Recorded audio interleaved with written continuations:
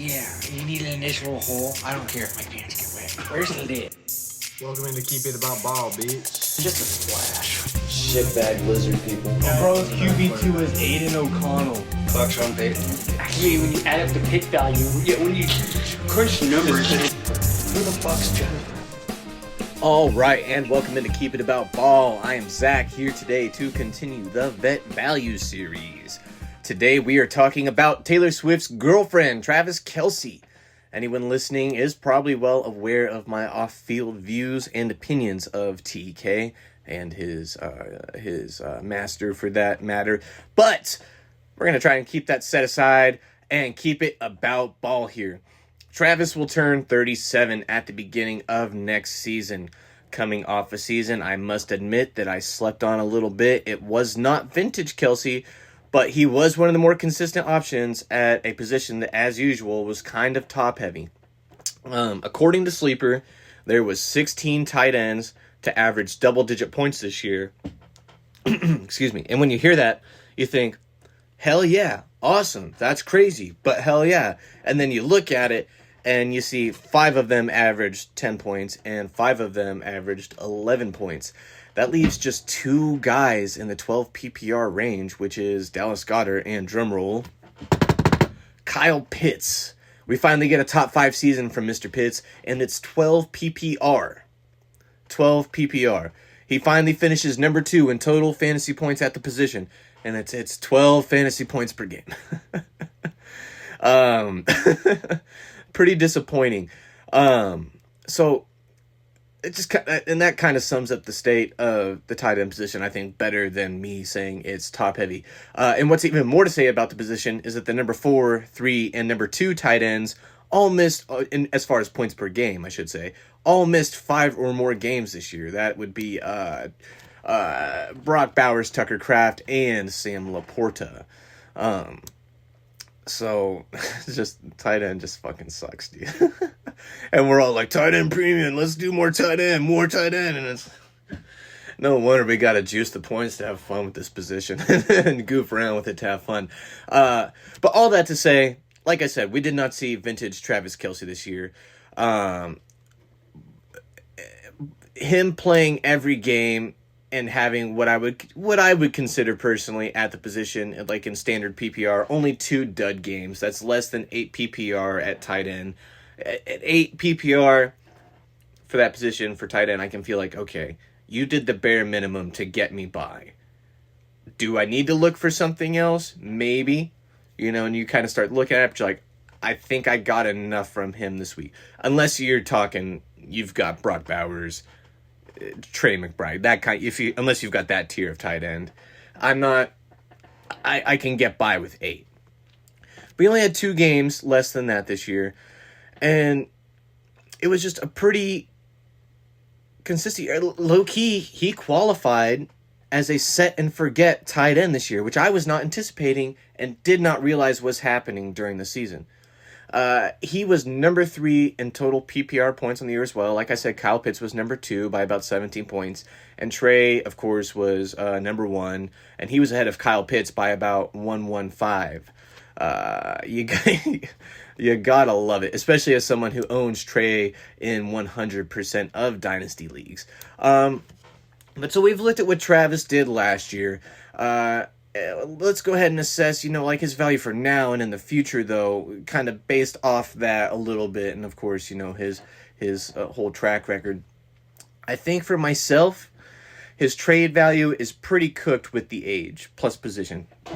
I think if he's on your team already, I definitely think he can be a contributor in the upcoming season, barring you're not tanking or as long as you're some kind of team pushing towards playoff. Get some water for a second. As long as you're some kind of team pushing towards the playoffs, I think he'll contribute there. Everyone keeps yapping about this wedding. Does he want to play? Blah, blah, blah. And I'm not going to lie, I might have got a little caught up into that. Just a hair. A little pre- and post-wedding announcement that I was forced to hear about without my consent, by the way. But the more I think about it, the less I care. Dudes get married every year, and it doesn't really matter on the field. Maybe for like a week, maybe like the week of the wedding, maybe. Sure, most of them aren't marrying a woman of Taylor Swift's stature, but the point remains. A dude like Tom Brady gets cheated. Fucking Zach bringing it back to Tom Brady, fucking average Patriots fan. But Tom Brady got cheated on at 40 and won a Super Bowl, so I'm not real worried about Travis Kelce's wedding being a distraction. As far as like ball goes, though, I think there's some good things to look towards here for Travis Kelce next year. While he's not the athlete he was, he can still get open. He can still run the route, and he can still catch the ball. He's probably not going anywhere once he catches the ball, and he's probably going to fall down and get tackled right away. But you know what? He had a top 5 fantasy season doing that. He was a set and forget tight end doing that. I mean, by definition, so that's okay. That's all right. We can get by with that at tight end. You don't have to have a bunch of yak. So I'm not real worried about that. Number 2, Patrick Mahomes. I don't think he misses more than 4 games. You know, it's just an crazy how far we've come. It's just an ACL. Which, I mean, is still one of the more serious injuries, but it's not as bad as it was. Like, dudes are coming back from ACLs relatively quickly now. I think with a full offseason recovery. Let me pull up real quickly here and see what week it was he got injured here. Because I suppose that'll matter. It was late. It was week 15 when he got hurt. I mean, that's still like, you got like almost a month of the regular season left, all the playoffs, all of the off season. You know he's going to be hitting it hard. You know the Chiefs are going to be on him, making sure he's hitting it hard and ready to go ASAP.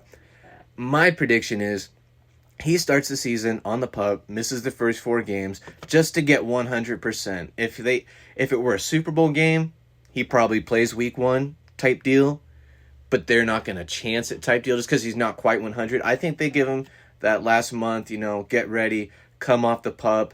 Week 5, are you ready? And maybe see where they're at. I'll get into that. Well, no, I'll just go ahead and say it now. I think they bring in a backup of note. I'll just say that for now because I'll get more into that later. But the number 3 reason why I think we still have to look forward at Travis Kelce is Andy Reid is still his coach. And they're bringing back the OC he had his best seasons with. So, from schematically, if anything, I think he's getting an upgrade this offseason. Getting rid of Matt Nagy as an OC, however much power he had, I don't know in that offense. But regardless, getting him out the building alone is probably, progress by process. You know what I'm saying. I'm blanking on the saying, but it's. I think that's a W in and of itself. And then bringing back Bieniemy. Is he the best OC? No, but he might be the best OC for them type deal. You know, to work with Andy Reid and to work with Mahomes and work with Kelce, especially in a final year.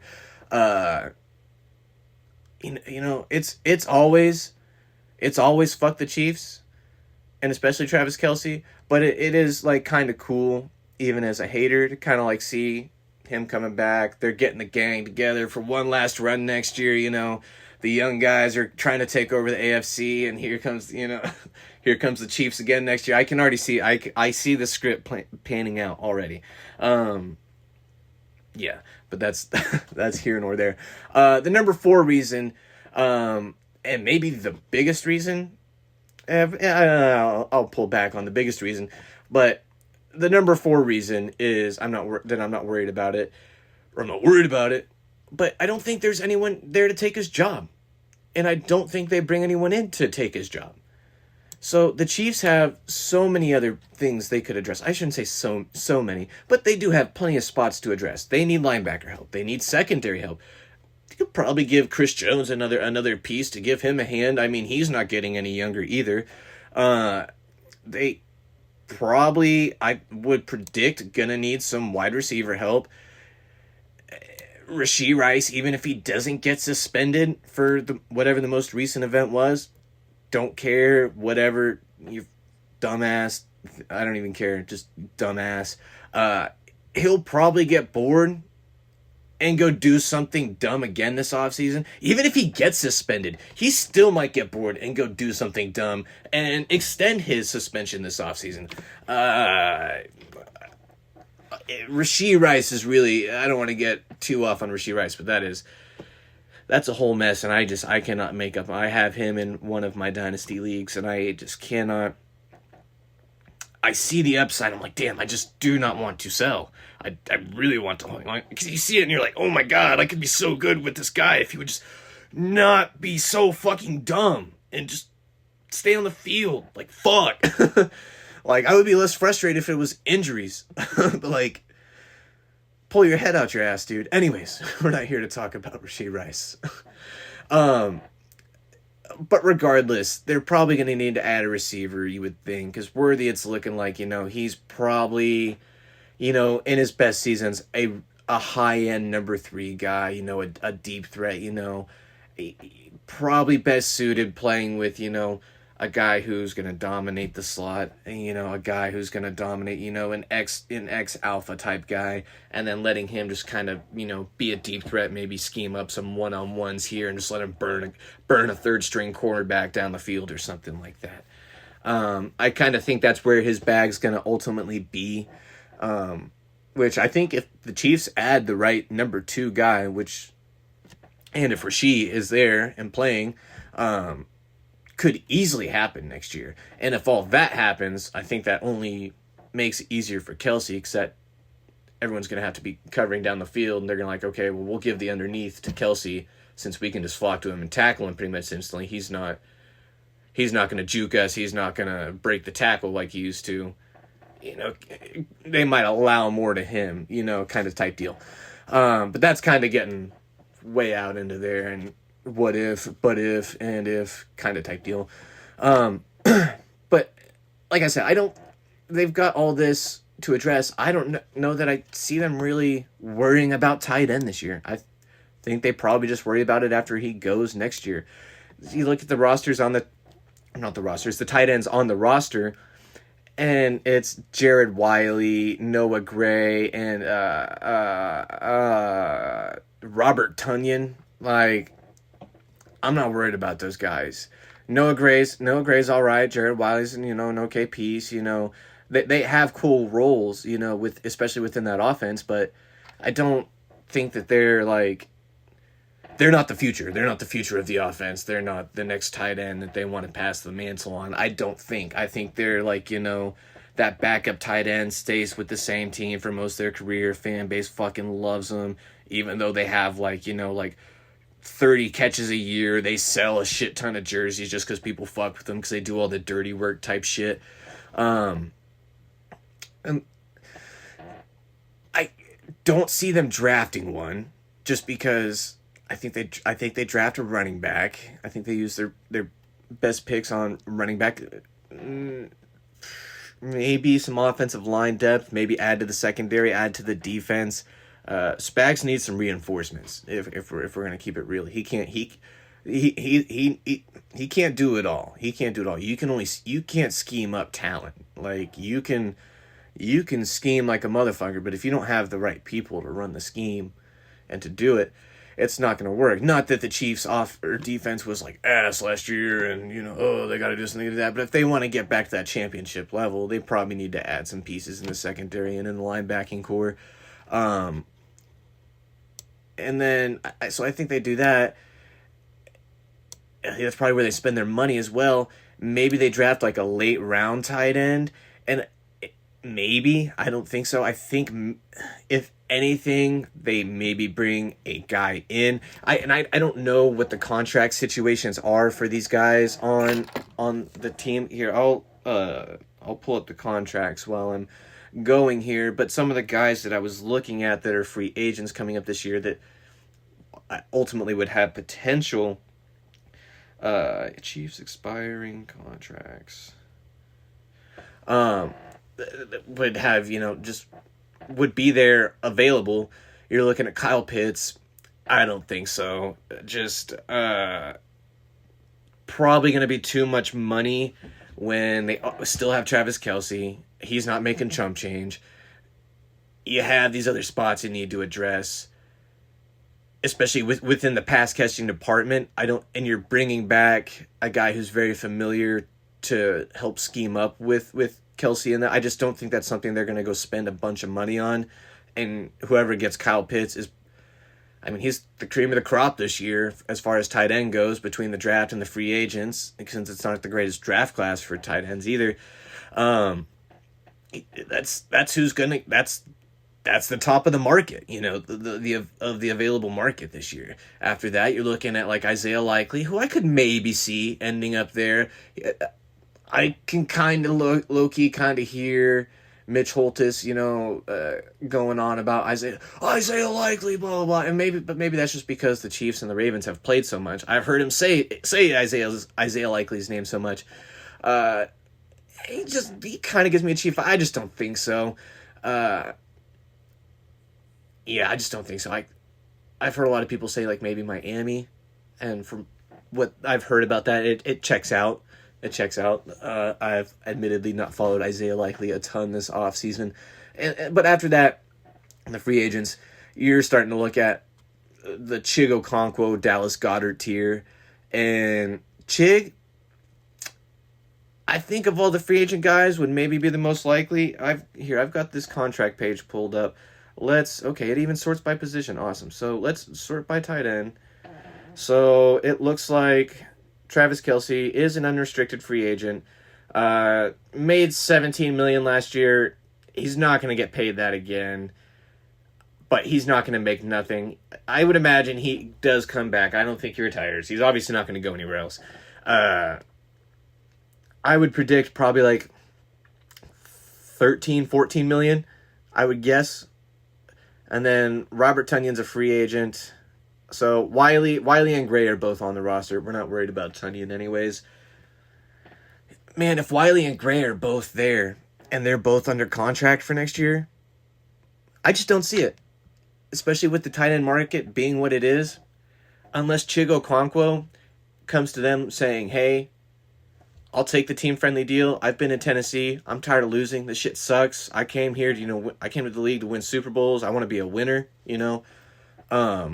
Maybe that's what he does. Maybe he signs a team-friendly deal and he acknowledges, hey, this first year, I know it's Travis's last ride. I'm gonna play my role for this first year, and then after that, you guys are gonna give me the shot to be the tight end. Maybe something like that in the future. Maybe they work something out like that with him. Maybe. I think he would probably be the most likely of any of these guys, of the free agents. Dallas Goedert, I don't see it. It'd be fucking hilarious for a lot of reasons. To me, it would just be so funny for so many reasons, but I just don't think it would happen. It wouldn't really make a lot of sense because he's not going to play for nothing either, I don't think. And yeah, it didn't really make sense, I don't think. But moving on, those are the reasons why I think he can be a plus piece on your team next year. Like, looking at it, I think age and maybe Mahomes' health will be the only reasons to doubt him next year as far as being a starting tight end. And it's still early. That can change. That's as of right now. He could still retire. He could. I guess technically he could go to another team. That's not gonna happen. But that would actually be fucking hilarious though too if he did. That would be hilarious. Oh, what if he went to the Patriots? That'd be crazy. I hope he doesn't do that, but that would be crazy. That would be hilarious. I hope he doesn't do that because I don't want to have to root for him, but that would be hilarious. Anyways, that's just my mind wandering. I just, like I said, those are really the only two reasons to, I think, doubt him, because right now I can't project them to add another tight end. They need help, all across the board, like I got to. I think they draft a running back, and like most teams, every offseason, I think they want to add offensive line, depth, help, and, do what they can to... I mean, both their quarterbacks had season-ending injuries last year. I don't think they want to neglect offensive line this offseason, you know what I'm saying? I'm pretty sure Gardner was like the first game he went into, like the first game of the backup, he goes out for the year. And now maybe that's not all, maybe that's just some of that's luck, but still, I don't think that's going to be something they're going to try and skimp by. And, oh yeah, if Patrick Mahomes isn't going to play for the first 4 games, like I don't think he will, or potentially beyond, if they have any concern of that, a team that has Super Bowl aspirations like that is not just going to trot out Chris Aludicon as the backup and start him for the first 4 games and hope that he gets him to 500. I think they go and spend a little bit on a backup so that they're not rolling him out and go and get someone that they know, like minimum, gets us 500. We're good. And Pat can come back, week 5, maybe week 6, and he can take us to the playoffs from there. The more I think about it, I understand the quarterback market is kind of like the tight end market this year. There's not a lot of talent available, so guys that wouldn't normally get deals are going to get deals. The more I think about it, though, I'm not sure if Malik Willis will get the starting role somewhere, and I don't know. I wouldn't rule out the Chiefs going and maybe spending some money to try and bring him in to be a backup, even on just like a 1-year deal. And then maybe drafting a quarterback, to be their backup or something, kind of like what the Patriots used to do with Tom Brady. And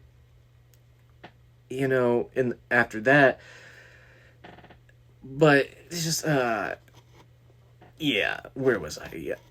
Where was I? I think I scrolled too far. Yeah, they like I said, they need all that help. I just don't think they're spending that on the tight ends. And so as far as his trade value for Dynasty, I'm not sure there is a ton, though. Despite all these good things I'm saying about him, I'm not sure there is a ton because age plus lack of upside plus position. Like, obviously he's got a good floor and there is some upside there, but it's not like you're going to go get this guy and he's, there's a 50-50 shot he's going to win you your championship. That's probably off the table at this point. I don't think anyone's going for a 37-year-old tight end averaging 11 PPR when there's 10 other guys averaging within a point of that, and they're all younger than him by a lot.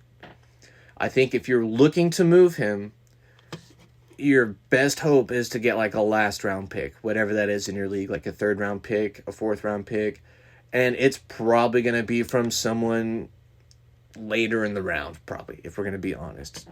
Nobody in the early part of the draft, unless they were tanking the year before to get the picks and they have the team ready and we're just loading up and now they're about to go win the league this year, they're probably not going to have any interest in a guy that old for the reasons I just said. Now, what I think you can do is kind of similar to what I said yesterday about George Kittle, is wait for the season to come. And the advantage you have here is you don't have to wait on him to come back from injury and hope he comes back from injury. You just have to hope he just comes back and looks good. You're not hoping it's off injury. You're not hoping it's this, something that. You're just hoping he has a stretch in the season where it's like, hey, he's been like, over 15 PPR, like 4 weeks in a row. Can I go sell him to, a contender with a skimpy tight end room? I might have already said it. Maybe I didn't. Like, we had a guy lose, Sam Laporta. First he lost Tucker Kraft, then he traded for Sam Laporta and lost him, obviously. Where he was, I don't think he would have gone further to give up more capital to go after a guy like Kelce, where he was in the standings. But a guy that, maybe that happens to someone who's like a 1 seed or a 2 seed, maybe even a 3 or a 4 seed, getting close to the playoffs, they might send you, a late second for him late in the year just so that they can still have, a tight end that they can trust in their lineup, a set and forget, if you will. And I think option B is more kind of like a package, also similar to what I said yesterday, but I think this one might be a little easier. I couldn't really think of a great example without drawing something up, and it's hard to do when it's not on your roster and you're not really trying to trade for him. But maybe something like let's say you are not a contender, So I want to say for all this, if you are a contender of any kind, if you are even sniffing the playoffs, I think you should hold Kelce. Just because I think what you get for Kelce, like straight up anyways, not going to be worth it. What you can get from him instead of, or what you can get from him instead of for him, I think is going to probably be better for you. And because maybe he does have a good season and get you, like a floor of like 12 PPR, and like a high of like 20, and there's living between that 12 and 20 range all year, and you have a tight end 1 on the year. I mean, a top 5 tight end is obviously not out the range of outcomes for him next year. So I do want to say that if you are a team actively trying to make the playoffs next year, I'll put it that way. If you are actively trying to make the playoffs, you're not resetting, you're not tanking, looking forward to the future, I think you hold Kelce. Unless you get an offer that you're just like, I can't pass that up. That makes too much sense. I think you hold him. But otherwise, I think what you're looking at, I think maybe if you could package... So, and this depends on how you rank different guys too. So personally, I have Amon-Ra St. Brown in like the tier 1B of receivers, and like Chris Olave in like a 2A. So I don't have official dynasty rankings, although I am working on those currently and will hopefully have them soon. I'm thinking Amon-Ra St. Brown will be probably like my wide receiver 4 to 6, somewhere in there. And I think Chris Olave will be probably like my wide receiver 11, 10, 10, 11, something like that. So if you were wanting to tier up from like Olave, if you were me, wanted to tier up from like Olave to St. Brown, maybe at some point in the season, of course, if Kelce is, at least being serviceable, you have a team, they have St. Brown, they've got receivers, but they need some tight end help, and you say, hey, I'll give you Chris Olave and Travis Kelce for St. Brown. That way, you're still getting, you're still getting wide receiver 1 production. It's not, might not quite be the same, and that's if that's how that's working out. Chris Olave could have a better season than St. Brown next year, and it could be the rules reversing. You could be using St. Brown to get Olave in your push, or vice versa. It really depends. That kind of depends on personal preference. This is just based off mine. I think that would be a good offer. You tier up a receiver, you get something out of Kelce because you tier up your receiver, and you basically upgrade your receiver for an asset with an asset you would have otherwise got like a late round pick for, or nothing. He might have just rode off into the sunset on your roster, and that's probably going to happen to a lot of people. A lot of people that don't want that to happen because they're just not going to find a trade partner, and they're going to think, oh, well, I got to get more. And by the time they realize, fuck, I'm not getting anything more, they're going to go back and try to get that offer, and that offer is going to be gone too. So if you are one of those people, you're resetting, you're tanking this upcoming season, and Travis Kelce's on your roster, I think your best bet, like I said, is packaging him, something like that, in the upcoming season to upgrade. If you can get that package done in the off season and get the guy you want, cool, badass. I don't know if that's going to work for you. Once he signs a contract, that will make it a lot easier and probably up some of this value too, or at least not this value that I'm talking about, but just just like the public value, just because there is, I get it, the uncertainty on will he play or not. I think he will. Obviously, I think he will. But I understand the uncertainty about will he retire. He's an unrestricted free agent. He's got all this going on. He's old, blah, blah, blah. I think he runs it back. And I may not even be mistaken. Let me go check this. I feel like I might have even heard he said he's coming back, that he doesn't plan to retire. Oh, okay. No, this says a couple days ago that he is pondering retirement. Okay. According to Roto Baller, and this is off the Sleeper headline, so you take what you want from that. I'll just read what it says. This was 2 days ago. Headline is Travis Kelce's 2026 value uncertain as he ponders retirement. Kansas City Chiefs tight end Travis Kelce could hang up the cleats after 13 seasons in the NFL. It's still unclear if he'll return for the 14th campaign, with the Chiefs after playing out a 2-year, $34.25 million deal. He signed with them in 2024. The future Hall of Famer was slightly better in 2025 than he was in 24. Finished, blah, blah, blah. Okay, this doesn't really have any actionable intel that it says that he's hinted any kind of way. It just says, it's really just saying he hasn't said anything or really indicated. So, I'm still going to bank on that he's playing. I'm still counting on he'll be there. He'll be their tight end next year. They're bringing Bieniemy back. Mahomes will be back. I think they run it back. The NFL probably rigs it. Magical Super Bowl ride after the wedding. Taylor shows up. It's all wonderful. They kiss on the stage and whatever. Script, blah, blah, blah. They get a whole bunch of new fans from whatever. All right, I'm not keeping it about ball now. And I'm rambling longer than I wanted to be. But, like I said, I think those are your trade options with them as far as that goes. Like I said, if you're a contender, just hold them. Unless you get an offer that you're just like, yeah, it just makes too much sense. Just hold them.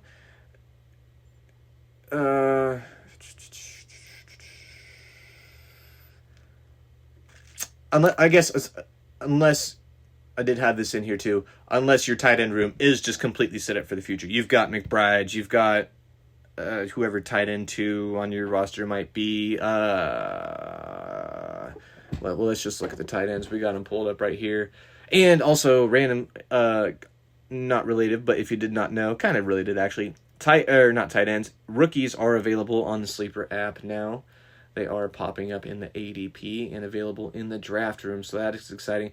So let's say, you've got, like one of the top guys. You've got McBride, Bowers, or, I don't quite want to say Fannin just yet, but he was pretty good. Yeah, that is pretty good. I'm looking at his numbers right now. That is pretty good on a bad offense. I'll go ahead and put Fannin at the bottom of that tier. You've got like those guys right there, and then maybe you've got like a Dalton Schultz, and I would still want more before I'm going. Not just those two. I would want insurance further than that. I would maybe want after that an AJ Barner or a Theo Johnson, maybe even Dalton Kincaid, Cade Otton. I would want at least like a pairing of the 3. And I say that as someone who plays in deep dynasty leagues. If you don't have the roster space, obviously, maybe you adjust a little bit for that. I would want to have at least like a 3 of like those like tiered guys, at least minimum before I'm just dipping them off if I'm trying to win a championship this coming year. But yeah, I think that was most of it. Oh yeah, redraft. As far as redraft goes, personally, probably won't draft any of them this upcoming year. I don't like Travis Kelce for a shit ton of reasons. And I hate when he's on my fantasy teams, even when he's good. So probably not drafting him regardless. If I were, probably doing that in like the 11 to 14 range, just because there is within the range of outcomes, some low end, stuff, and he might get off to a slow start if Pat Mahomes isn't there. I don't want to draft high if that's going to happen. If Pat Mahomes isn't there, I maybe want to not draft him and hope that whoever does drops him in the first couple weeks being frustrated, and then you can pick him up right before Mahomes comes back. Although I don't think that will probably happen. Most people that are going to draft him are probably going to be like, I'm holding on to him for when Mahomes comes back, so that I have my 2 tight ends. That's probably what they're doing. And they'll probably draft a good tight end ahead of him, like one of the top ones, and then draft Travis Kelce later. That's what I would do if I was going to draft Travis Kelce. I would draft, a McBride, a Bowers, a Fannin, one of these, high-tier guys early, one of these high-projection guys early, after we get through off-season projections and, where everyone settles on teams, draft stuff, and we start getting more settled in projections, and you start looking at the high-end guys, one of those guys, like a top 4, top 3 tight end, and then you bring in him as a backup. I don't hate that, because then by the time Mahomes comes back, that's just about the time bye weeks are starting, and so you're hoping that's when, he, becomes the best he will be at that point next year. So that would probably be my redraft strategy like him. But even still, as a backup, I think I'd rather have like a Dalton Schultz, maybe. That's probably not going to be as overpriced based on name. But I will say, unlike George Kittle that we talked about yesterday, I do think Travis Kelce will be draftable in redraft next year.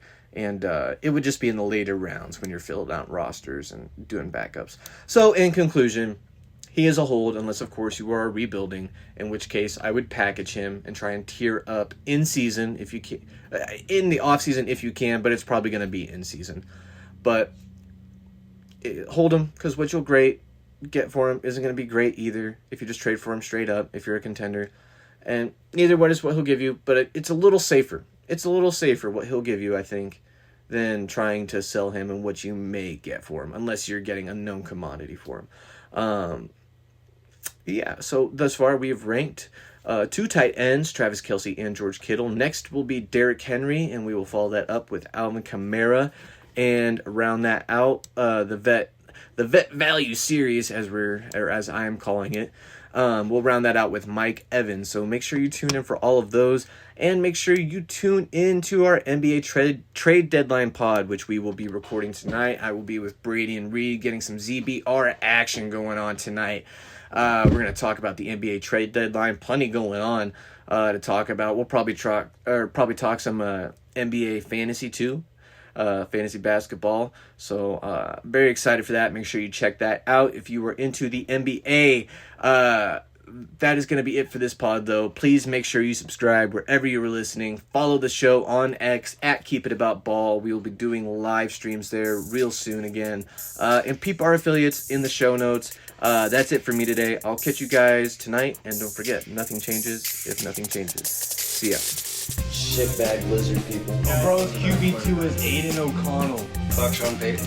Actually, when you add up the pick value, when you crunch the numbers, who the fuck's Jeff?